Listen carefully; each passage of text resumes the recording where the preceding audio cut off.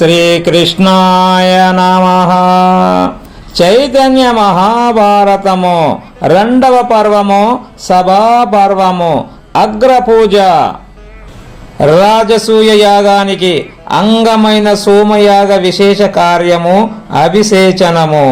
పవిత్రోదకము చల్లుట, పూజులైన వారిని అభిషేకించుట, పాదపూజ చేయుట ఇవన్నీ అభిషేచనీయములే. అట్టి అభిషేచనార్థం యాగశాలలోకి ప్రవేశించాడు ధర్మరాజు. రాజసూయ యాగంలో అభిషేచనమే అగ్రపూజ. అగ్రపూజకు శ్రేష్ఠ పురుషుడు ఎవరా అని ధర్మరాజు ఆలోచిస్తూ ఉండగా భీష్ముడు గలం విప్పాడు. నాయన ధర్మరాజా, రాజులను సన్మానించు, ఋత్విజులను, స్నాతకులను, బంధుమిత్రాదులను అర్చించు. శ్రేష్ఠ పురుషుని ముందుగా సత్కరించాలని శాస్త్ర విధి, దానిని ముందుగా సాగించు అన్నాడు భీష్ముడు. పితామహ, ఈ మహాసదస్సులో అగ్రపూజను పొందటానికి శ్రేష్ఠ పురుషుడు ఎవరు? నీకన్నా తెలిసిన వారు, తెలిపేవారు మరొకరు ఉండరు. నీ ఆజ్ఞకు నిరీక్షిస్తున్నాను. మీ వాక్కును నా మనసు అనుసరిస్తుంది అన్నాడు ధర్మరాజు. ధర్మజ, ఈ మహాసభలో అగ్రపూజ పొందటానికి యోగ్యుడు శ్రీకృష్ణుడే. ఈ సదస్సులో తాను బాణుడై ప్రకాశిస్తున్నాడు.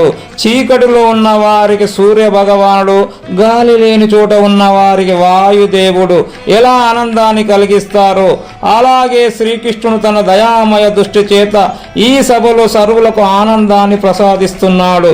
ముందు శ్రీకృష్ణునే పూజించు అని భీష్ముడు చెప్పగానే సహదేవుడు అర్ఘ్యం అర్పించాడు. శ్రీకృష్ణుడు స్వీకరించబోతున్నాడు. శిశుపాలుడు లేచి నిలబడి ఆక్షేపించాడు. గంగా కుమార, భీష్మ, పూజారులైన భూపతులు ఎందరో ఈ సభలో ఉండగా హర్రుడు గాని కృష్ణుని నువ్వు ప్రతిపాదించడం ఆశ్చర్యంగా ఉంది. వయసు పక్వం కానందున పాండవులకు ధర్మ నిర్ణయ వివేకం లేదు. వయసు మలిన కారణంగా నీ మనస్సు కూడా పట్టును కోల్పోయింది. ఎవరికో ఏదో చేయాలని నువ్వు ఉబలాట పడుతున్నావు. అది ఎందరు మహాత్ములను అవమానించే కార్యంగా పరిణమిస్తూ ఉందో నువ్వు గుర్తించలేకపోతున్నావు. ఏమి చూచి కృష్ణుని శ్రేష్ఠ పురుషునిగా నీవు నిర్ణయించావు చెప్పు. కృష్ణుడు వయసులో పెద్దవాడా? శ్రేష్ఠత్వం అనేది వయసుకు సంబంధించిందే అయితే కృష్ణుని తండ్రి వసుదేవునికి చేయవచ్చు కదా. పాండవులు హితైషి అని భావించావా? అదే వాస్తవమైతే ద్రుపదుని కన్నా కృష్ణుడు శ్రేయోభిలాషి అవుతాడా? పోని గురుతులుడు అంటావా? అదే నిజమైతే ఆచార్యుడైన ద్రోణుడు ఇక్కడ లేకుండా పోయాడా? వేద విధుడైన ఋత్విజుడుగా కృష్ణుని గౌరవిస్తున్నావా? సభలో వ్యాసుడు ఉన్నాడనేది కూడా మరిచిపోయావా? ఏ అర్హత లేకపోయినా పూజించుకుంటాం, అది మా ఇష్టం అంటావా? అలాంటప్పుడు వంటగదిలోనో పడక గదిలోనో చేసుకోండి. ఇంతమంది రాజులను అవమానిస్తూ ఇంత పెద్ద సభలో చెయ్యాలా? రాజశేఖరులారా, నాదొక మనవి, చిత్తగించండి. మనం ఈ యుధిష్ఠిరునికి కానుకలిచ్చాము, కప్పాలు చెల్లించాము. ఎందుకని? ఇతనికి భయపడి చెల్లించామా? కానే కాదు, ఇతడు ధర్మమూర్తి అని భావించి సమర్పించాము. కానీ రాజులెందరో ఉన్న ఈ సభలో రాజు కాని కృష్ణుని పూజించి రాజులందరినీ ధర్మరాజు అవమానిస్తున్నాడు. ఇంతటితో తనకున్న ధర్మ నిమిత్త కీర్తి నశించింది. కృష్ణ, ధర్మరాజు భీతి చెందినవాడు, దీనుడు, సాత్వికుడు, అమాయకుడు. తెలియక అలాంటి వాడు అర్చిస్తాను అంటే యోగ్యతను విశ్లేషించుకోకుండా తగుదునమ్మా అని ముందుకు రావటానికి నీకు సిగ్గు లేదు? పవిత్రమైన అవిష్యుని యజ్ఞశాల నుండి గ్రహించటానికి కుక్కకు ఎంత అర్హత ఉందో అగ్రపూజను అందుకోవటానికి నీకు అంతే అర్హత ఉంది. మాకు అవమానం జరిగిందని పొంగిపోతున్నావేమో. ఈ అవమానం మాకు కాదు, నీకే. అర్హత లేని నిన్ను పూజించి ధర్మరాజు నిండు సభలో నిన్ను అవమానిస్తున్నాడు, అవహేళన చేస్తున్నాడు. క్లీవేదార క్రియాయాదృగందే వారూపదర్శనం అరాజ్ఞో రాజవత్ పూజా తతాతే మధుసూదన. కృష్ణ, నపుంసకునికి లావణ్యవతినిచ్చి వివాహం చేయటం, అంధుడికి మనోహర చిత్రమును చూపించటం ఏ విధంగా వాళ్ళను హేళన చేసినట్లు అవుతుందో అర్హత లేని నిన్ను పూజించటం కూడా నిన్ను అపహాస్యం చేయటమే సుమా అని పలికి కొందరు రాజులను వెంట పెట్టుకొని సభ నుండి నిష్క్రమించటానికి ఉద్యుక్తుడయ్యాడు శిశుపాలుడు. శిశుపాల, నరేంద్ర ఎవరి విషయంలో కూడా ఈ విధమైన కర్కశ వచనాలు పలకటం, అనాలోచితంగా ఆక్షేపించడం అధర్మం. భీష్ముల వారికి ధర్మము తెలియదనే మాట కన్నా దారుణమైన వాక్యం మరొకటి ఉండదు. నీతో పాటు ఎందరో భూపతులు ఇక్కడ ఉన్నారు, వారెవ్వరూ నోరు విప్పడం లేదు. వారి మౌనం అంగీకారమే కదా. పోనీ నాకు గిట్టలేదు అంటావా? నీకు పట్టని విషయాన్ని అన్యుల బుద్ధికి తెలియచేయాలనేదే నీ అభిమతమైతే దానికి ఒక పద్ధతి ఉంది, భాష ఉంది. భీష్మ పితామహుడు మహాత్ముడు, ధర్మజ్ఞుడు, శ్రీకృష్ణుని స్వరూపతత్వమును ఎరిగినవాడు. ఆ మహాత్ముని గురించి నీకు ఏమీ తెలియదని నీ మాటలే రుజువు చేస్తున్నాయి. నా మాట విని శాంతించు అన్నాడు ధర్మరాజు. కురునందన, ధర్మపుత్ర, త్రిలోకాలలో శ్రీకృష్ణుడు మించిన శ్రేష్ఠ పురుషుడు లేడు. ఆ పురుషోత్తమునికి జరిగే అగ్రపూజను గర్వించిన వారితో మనకు పని లేదు. ఈ సభలో కృష్ణుని మించిన శ్రేష్ఠ పురుషుడు గాని, కృష్ణునితో సమానవయుడు కాని మరొకడు లేడు. అగ్రపూజకు శ్రీకృష్ణుని నేను ప్రతిపాదించటానికి ఇదే ప్రబల కారణము. శిశుపాల, నీవు చేసింది మంచిది కాదు. నీ బుద్ధిని నువ్వు వెంటనే మార్చుకోవాలి. పురుషోత్తముడైన శ్రీకృష్ణుడు ఉండే సభలో మరొకరు ప్రకాశించలేరు. అందరికంటే పూజ్యుడాయన ఆద్య పురుషుడు, అప్రమేయుడు, దశావతార రూపుడైన నారాయణమూర్తి అన్నాడు భీష్ముడు. రాజసూయ యాగానికి అరిదించిన రాజశేఖరులారా, పెద్దలకు నమస్కరిస్తూ సహదేవుడనైన నేను చెప్పే 2 మాటలను దయచేసి ఆలకించండి.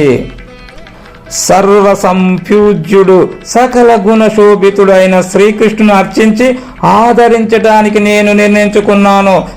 శ్రీకృష్ణునికి అగ్రతాంబూలం సమర్పించటానికి నన్ను ఎవరైనా ఆక్షేపిస్తే వారి తల మీద నా ఎడమకాలు పెట్టి తొక్కేస్తాను అని కాలు పైకి ఎత్తి చూపాడు సహదేవుడు. మహావీరుడైన సహదేవుని మాటలకు ఒక్కరు కూడా అభ్యంతరం చెప్పలేదు, అధిక్షేపించను లేదు. పైగా సహదేవుడు అలా మాట్లాడినప్పుడు దేవతలు సంతోషించి సుమవృష్టిని కురిపించారు. ఈలోగా సభలో ఆసీనుడైన సర్వలోక విధుడు, సర్వశాస్త్ర పారంగతుడైన పూజ్యుడు నారద మహర్షి లేచి నిలబడి తన అభిప్రాయాన్ని స్పష్టంగా వినిపించాడు. కృష్ణం కమలపత్రాక్షం నాచయిష్యంతి యే నరాః జీవన్ వృతాస్తు తే జ్ఞేయా న సంభాష్యాః కదాచన.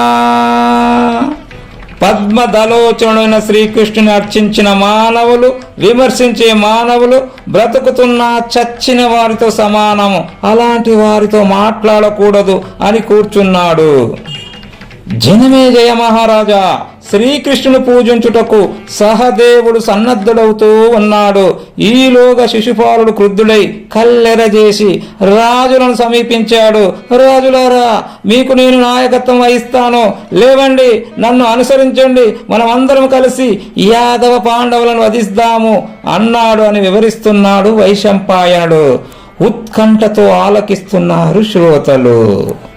శిశుపాలుడు తన లాంటి వారిని కొందరిని తన వైపుకు త్రిప్పుకోగలిగాడు. సహదేవుని మాటలు రుచించని సునీతుడు, మరికొందరు రాజులు శిశుపాలుని పక్షం నిలిచారు. శ్రీకృష్ణునికి అగ్రపూజ చేయడానికి వీల్లేదు, అదే జరిగితే ధర్మరాజు రాజసూయ పట్టాభిషేకాన్ని అడ్డుకుంటాం అని లేచారు. వీరందరూ యుద్ధానికి సిద్ధపడుతున్నారని గ్రహించాడు శ్రీకృష్ణుడు. ధర్మరాజు భీష్ముని సమీపించాడు. తాత, ఈ రాజులు ఆవేశంతో రోషంతో ఊగిపోతున్నారు.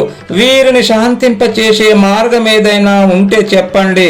ప్రజలు చింతాక్రాంతులు కాకుండా సుఖంగా శాంతంగా ఉండాలని నేను కాంక్షిస్తున్నాను అన్నాడు ధర్మరాజు.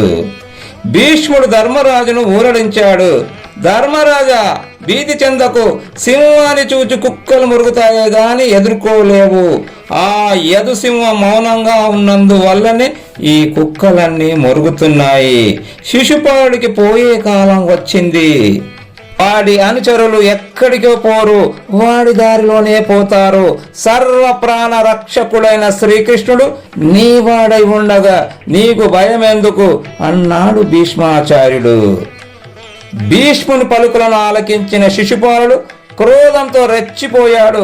భీష్మ, అయోగ్యుడైన కృష్ణుని నీవు స్తుతిస్తూ ఉంటే తాను నిజంగా అట్టి స్తుతులకు అర్హుడైనట్లు ఆ యాదవుడు భావిస్తున్నాడు. ముసలితనంలో అర్ధరహితంగా నీవు మాట్లాడే మాటలకు ఏమి చేయాలో తోచక సభలో వీరులందరూ విచారిస్తున్నారు. అధర్మమే ప్రాణంగా జీవించే నీ వల్ల పాండవుల ఖ్యాతి మంట కలిసిపోతూ ఉంది అని శిశుపాలుడు పలుకుతూ ఉంటే సహించలేని భీముడు ప్రళయకాల రుద్రుని వలె లేచాడు. భీష్ముడు భీముని వారించాడు. శిశుపాలుడు ఏ మాత్రము చెలించలేదు. పైగా శ్రీకృష్ణుని కూడా యుద్ధానికి ఆహ్వానించాడు. శ్రీకృష్ణుడు లేచి నిలబడ్డాడు. భూపతులారా, ఈ శిశుపాలుడు యాదవ కులంలోనే పుట్టిన యాదవుల వినాశనానికి కంకణం ధరించాడు. నేను లేనప్పుడు ద్వారకా నగరానికి నిప్పు పెట్టాడు. ఉగ్రసేనుడు లేడని తెలిసి అతని సేవకులను వధించాడు. స్త్రీలను హరించిన, యజ్ఞాలను భగ్నం చేసిన మా మేనత్త మీద ఉండే గౌరవాభిమానాలతో వీడి దురాగతాలను సహిస్తూ వచ్చాను. కానీ ఈ రోజు వీడి ప్రవర్తన మరీ దుర్భరంగా ఉంది. అపరాధశతం క్షామ్యం మాతురస్తైవ యాచనే దత్తం మయా యాచితం చతాని పూర్ణాని పార్థివాః. వీడి అపరాధాలను 100 వరకు సహిస్తానని మా అత్తకు మాటిచ్చాను. అందుకే ఇంతవరకు నిరీక్షించాను. ఇచ్చిన మాటను నెరవేర్చుకున్నాను. 100 అపరాధాలు పూర్తయ్యాయి. ఇక వీణ్ణి కడతీర్చడమే ప్రస్తుతం నా ముందున్న ఏకైక కార్యము అని శ్రీకృష్ణుడు పలికి సుదర్శన చక్రాన్ని స్మరించాడు. కృష్ణుని చేతిలో మరుక్షణమే సుదర్శనం ప్రకాశించింది. రాజులారా, ఈ మందభాగిని 100 తప్పులు క్షమించాను. మీ ముందే ఈ క్షణంలో శిక్షిస్తున్నాను అని చక్రాన్ని విడిచాడు. అంతే, వజ్రాయుధం గిరిశిఖరాన్ని ఖండించినట్లు సుదర్శనం శిశుపాలు శిరస్సును ఖండించింది. శిశుపాలునికి రాజమర్యాదలతో దాన సంస్కారాలు జరిపించమని ధర్మరాజు సోదరులకు చెప్పాడు. అప్పుడే శిశుపాలుని కుమారుని చేది రాజ్యానికి పట్టాభిషిక్తుని గావించాడు.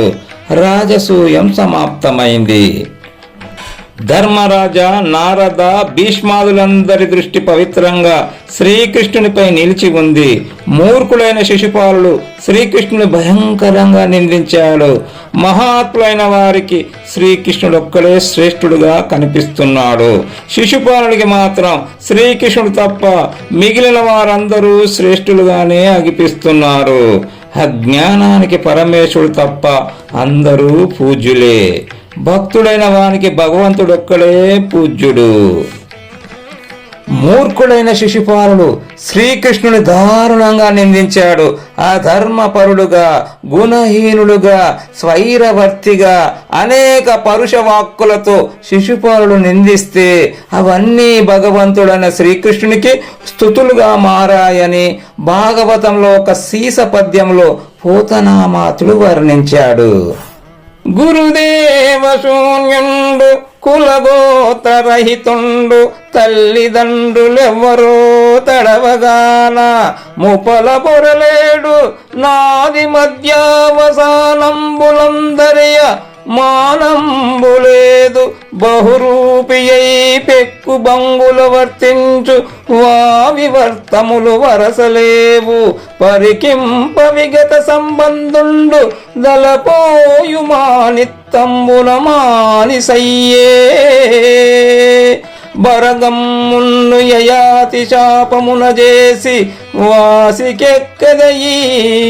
వంశమెల్ల బ్రహ్మతేజంబునెల్ల గోల్పడిన ఇతడు బ్రహ్మ ఋషి సేపుడగునే గోపాలకుండు.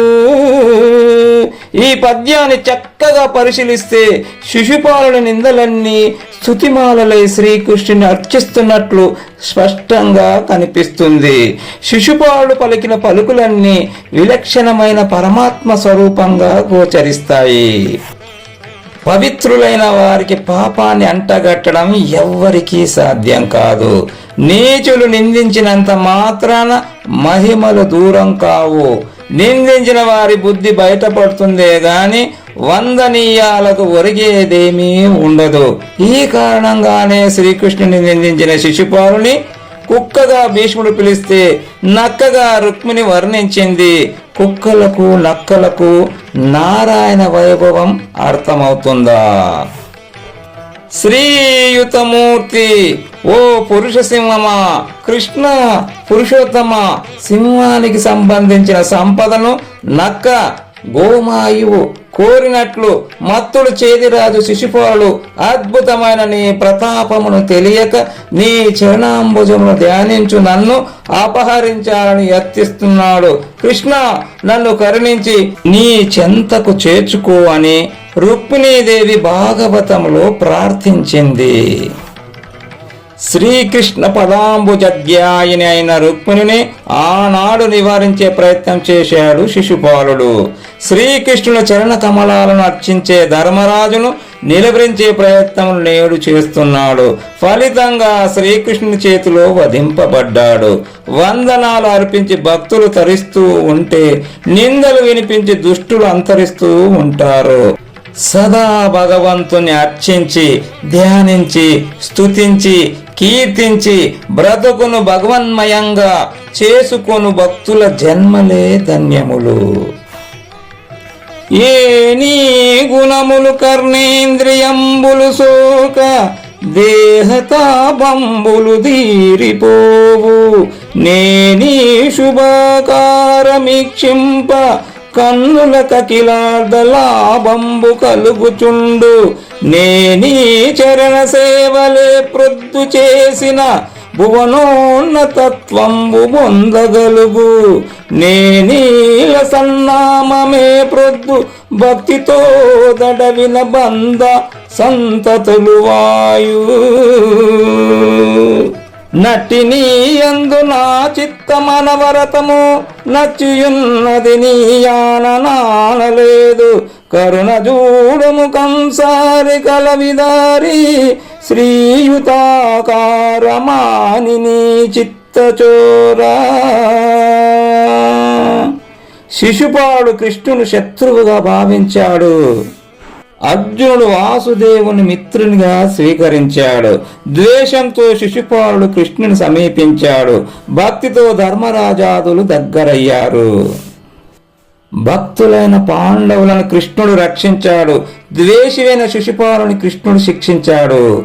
భగవంతుడు చంపినా ప్రేమతోనే చంపుతాడు.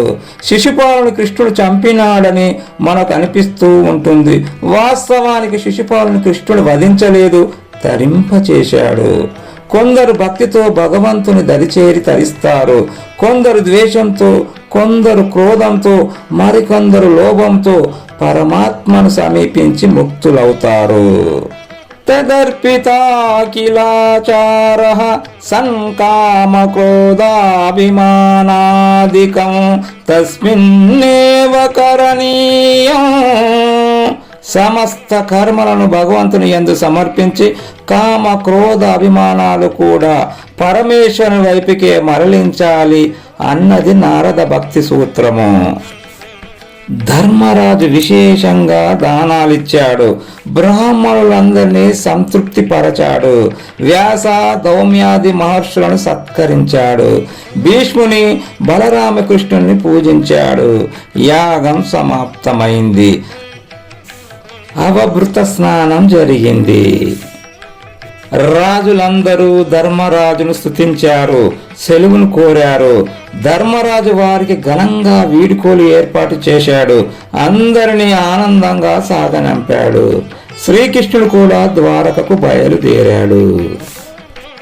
అప్రమత్తః స్థితో నిత్యం ప్రజాః పాయి విశాంపతే పర్జన్యమివ భూతాని మహాద్రుమమివ ద్విజాః. ధర్మరాజా, నువ్వు సదా అప్రమత్తులవై ఉండు, ప్రజానురంజకంగా పరిపాలించు.